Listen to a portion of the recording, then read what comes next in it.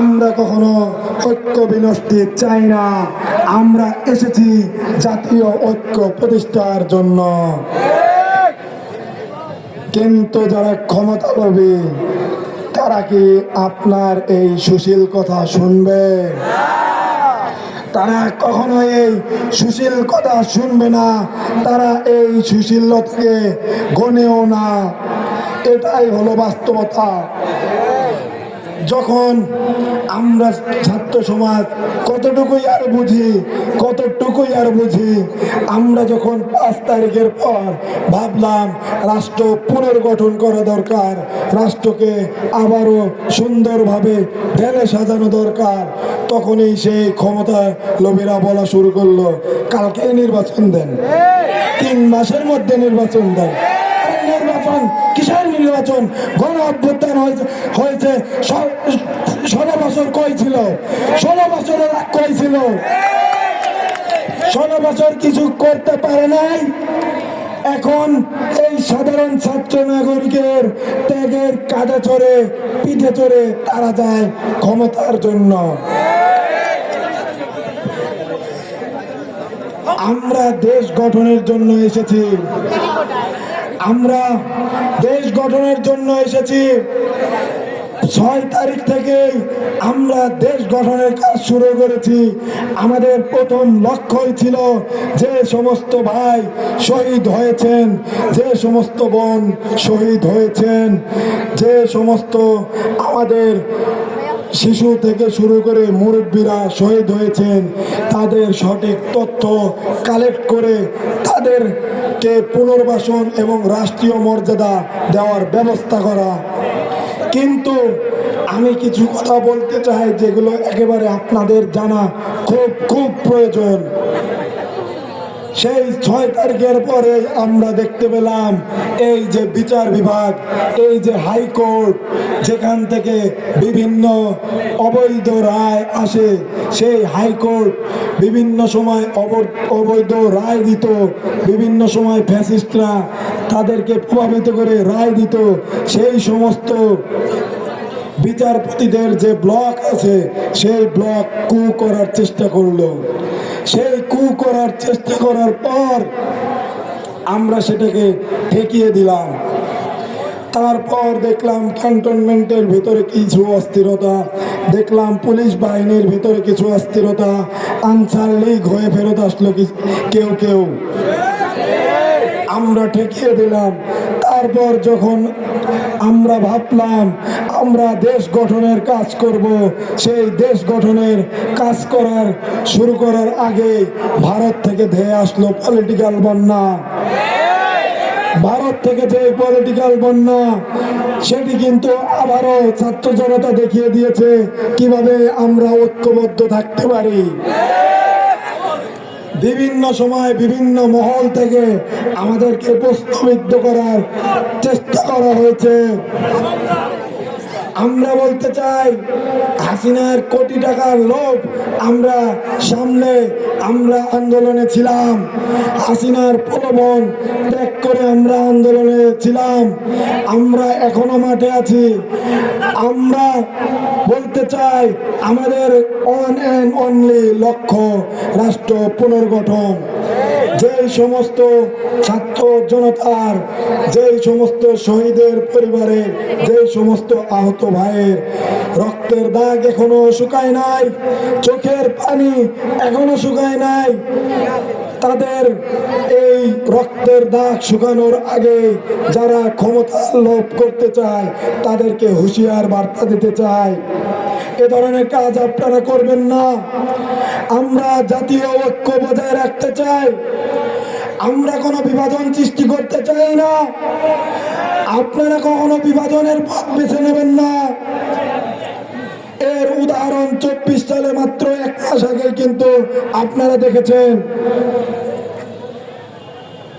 আমরা চাই দ্রুততম সময়ের মধ্যে হাসিনার বিচার যেন হয়। এই খুনি হাসিনা, এই ফ্যাসিস্ট হাসিনা কত জনকে হত্যা করেছে, কত হাজারকে গুম করেছে কেউ জানে না। গত 16 বছরের তথ্য এখন বিভিন্ন সময় বিভিন্ন মহল থেকে আমাদের ফোনে, আমাদের টিএসসিতে তারা বিভিন্ন তথ্য নিয়ে আসে। কত জনকে আয়না ঘরে নিয়ে যাওয়া হয়েছিল, তারপর গুম করে দেওয়া হয়েছিল। তাদেরকে কিভাবে রাখতো জানেন? একটা ছোট্ট ঘর, আলো নেই, তাদেরকে নির্দিষ্ট একটা সময় টর্চার করা হতো, শুধু প্রাণে না মেরে যত রকম টর্চার করা যায় করা হতো। তারপর পচা মাছ বা ইঁদুর ছেড়ে দেওয়া হতো, সেটি তারা বাধ্য হয়ে খেত। তারপর একটা সময় যখন তারা মরে যেত, সেই লাশ গুম করে দিত।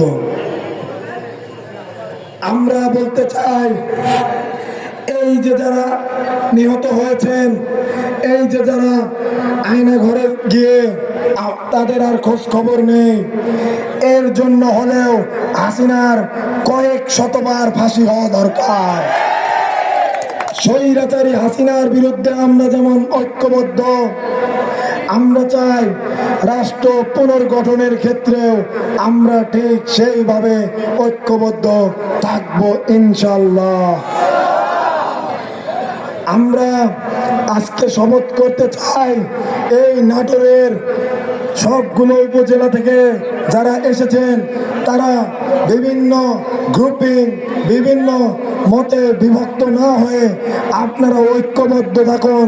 আপনাদেরকে ঐক্যবদ্ধ করার জন্যই আমরা এসেছি। রাষ্ট্র পুনর্গঠন আপনাদেরই করতে হবে। আমাদের এই ঐক্যবদ্ধ থাকার স্পিরিট আমাদের শহীদ ভাই এবং বোনেরা শহীদের স্মরণে, ভয় করি না মরণে, শহীদের স্মরণে, ভয় করি না মরণে, শহীদের স্মরণে। আবু সাইদ মুগ্ধ, শেষ হয়নি যুদ্ধ। আবু সাইদ মুগ্ধ, শেষ হয়নি যুদ্ধ।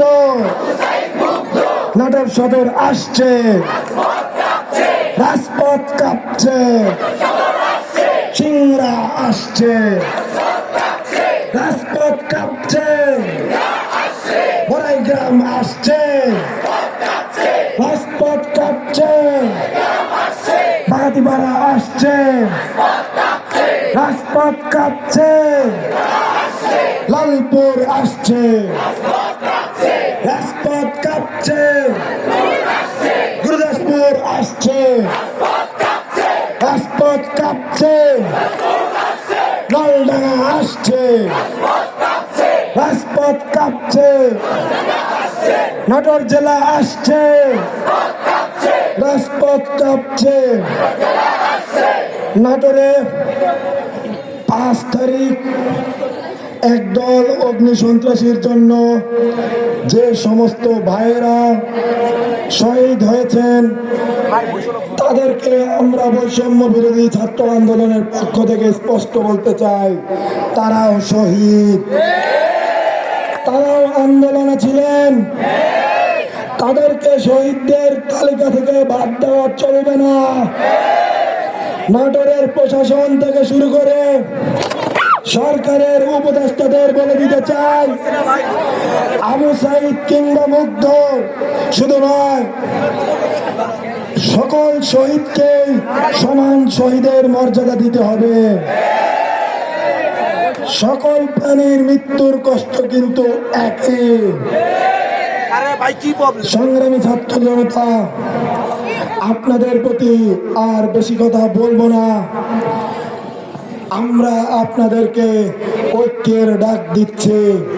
যে ঐক্য আপনারা 5 আগস্ট এবং তার পূর্বে দেখিয়েছিলেন, সেই রকম ঐক্য আপনারা বজায় রাখবেন, যেন নাটোরে কোনো সন্ত্রাসী আর জায়গা না পেতে পারে। আমরা জানি বিগত সরকারের আমলে নাটোরে কিভাবে সন্ত্রাসী কায়দায় সন্ত্রাসী কায়দায় প্রত্যেকের উপর আক্রমণ চালানো হতো। কিভাবে? প্রত্যেকের নামে মিথ্যা মামলা দিয়ে, যারা প্রতিবাদী কণ্ঠ তাদের নামে মিথ্যা মামলা দিয়ে তাদেরকে কিভাবে হয়রানি করা হয়েছে। এই তো কয়েকদিন আগে দেখেছি নাটোরে অসংখ্য লোককে কুপিয়ে হত্যা করা হয়েছে। বিভিন্ন দিন পত্রিকার শিরোনামে, পত্রিকার পাতায় আমরা দেখতাম নাটোরের অমুক জায়গায় 2 জনকে কুপিয়ে হত্যা করা হয়েছে।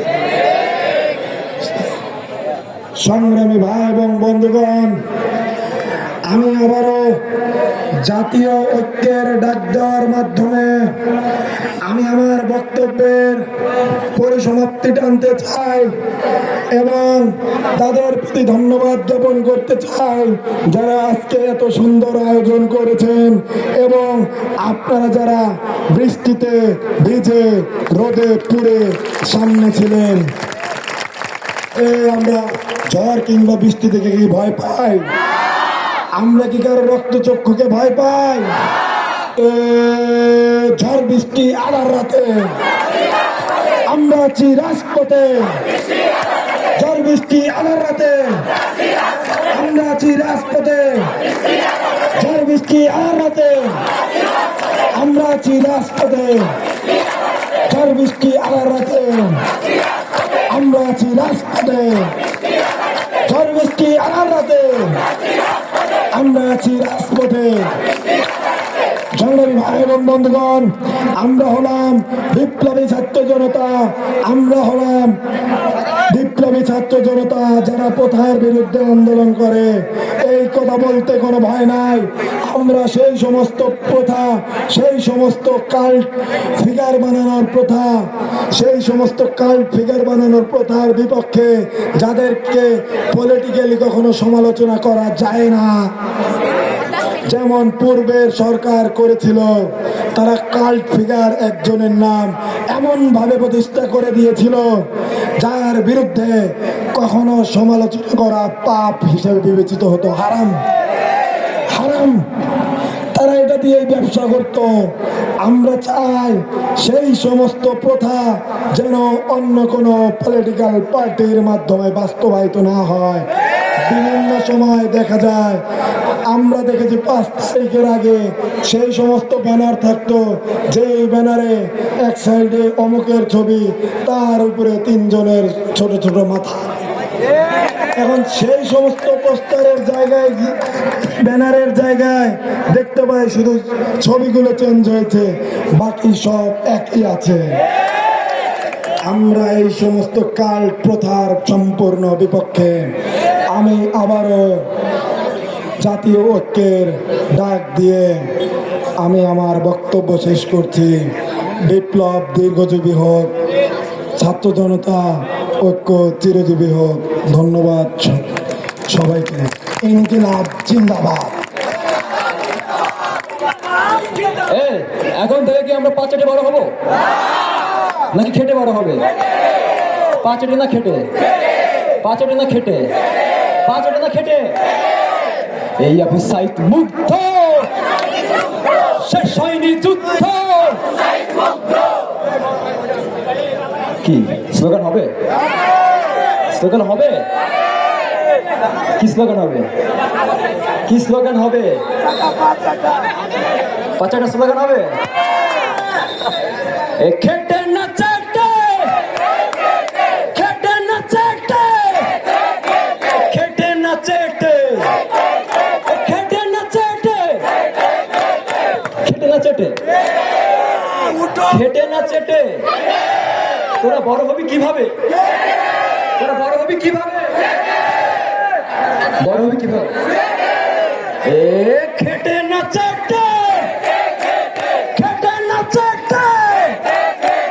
আমরা আশা করি নতুন বাংলাদেশের তরুণ প্রজন্ম চেটে বড় হবে না, আরো পা চাটবে না। তারা খেটে বড় হবে, মেধায় বড় হবে, মননে বড় হবে। আবার দেখা হবে। সংগ্রামী সালাম। ইনকিলাব জিন্দাবাদ।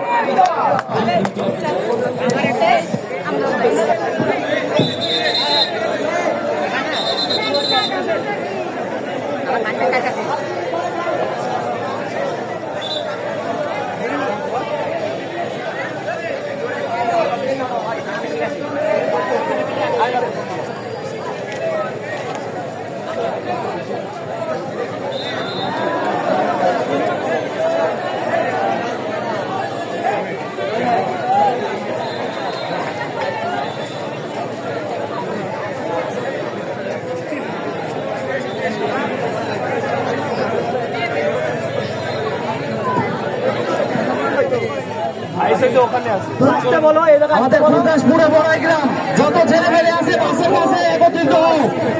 আমাদের বেশি দেরি করবে না, ভাইদের সাথে কন্ট্যাক্ট করে বাস ছেড়ে দেবে, সবাই একত্রিত হও। গুরদাসপুর বড়াই গ্রাম